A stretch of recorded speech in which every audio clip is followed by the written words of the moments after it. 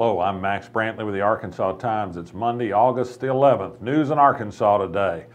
First, briefs were filed today with the Arkansas Supreme Court by the ACLU and the Arkansas Public Law Center, hoping to argue favorably to the Supreme Court that the court uphold a lower court decision overturning the state's 2013 voter ID law. This is the one that requires a photo ID to be able to vote both in person or by absentee. The arguments are strong that the state has added additional qualifications to voting. The briefs come with strong support from a number of groups, including the NAACP Legal Defense Fund, political science professors, law professors, and notably Pulaski County Clerk Larry Crane, who says there are existing provisions in the law both as to voter registration and identification verification at the polls to prevent fraud. And in fact, there have been virtually no cases of fraud ever reported in Arkansas. This case becomes important because the ACLU has asked that a stay be lifted so that the voter ID law not be used for the November general election. We already know that the law kept 1,000 people from voting absentee in the primary election. In a close race, several thousand votes multiplied several times for a general election could be critical in an outcome, particularly if it's true, as Democrats say, that this law tends to mostly affect older people, poorer people, and minority people. Speaking of which, we had a poll today from the AARP which sampled 1,200 Arkansas residents on issues of importance to older people, like me.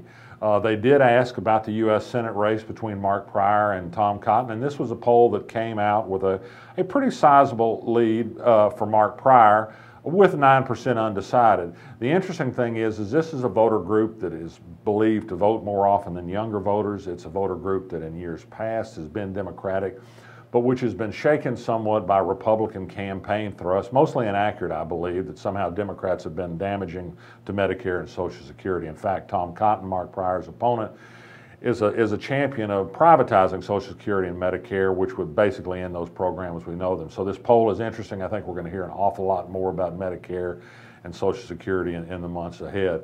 Tuesday night in Little Rock, the Little Rock City Board is going to take up two hot-button issues, one about whether we should make private clubs close earlier than 5 a.m. City Director Joan Adcock would like to make it 2 a.m.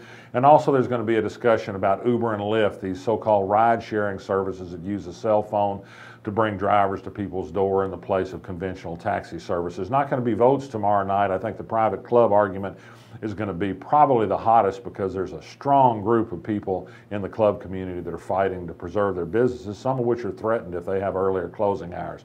There's going to be a lot of competing statistics, but I think this issue boils down to the fact that a lot of city board members just don't want people out late at night drinking. It's a cultural and moral issue, and a lot of them are just too old to understand what people do late at night. News today from Hillary Clinton. She's given a strong interview to the Atlantic magazine that seems to suggest she'd be more aggressive on foreign intervention than President Obama has been. The remarks were fairly nuanced, but everybody is taking them as pretty the same way as that Hillary Clinton will be no wimp. Does she sound more like a presidential candidate? I think yes. An interesting item on the blog today, finally, is a survey that attempts to decide from a little question on political outlook. It's supposed to help people decide where they'd like to live in the U.S. Has identified the most conservative and the most liberal city in each of the 50 states. Most liberal city in North Little Rock, in Arkansas, according to this poll, is North Little Rock. Kind of a surprise. And Marshall, Arkansas, is said to be the most conservative. So if red or blue is your thing, it's North Little Rock and Marshall, Arkansas. That's all for today. I'm Max Brantley.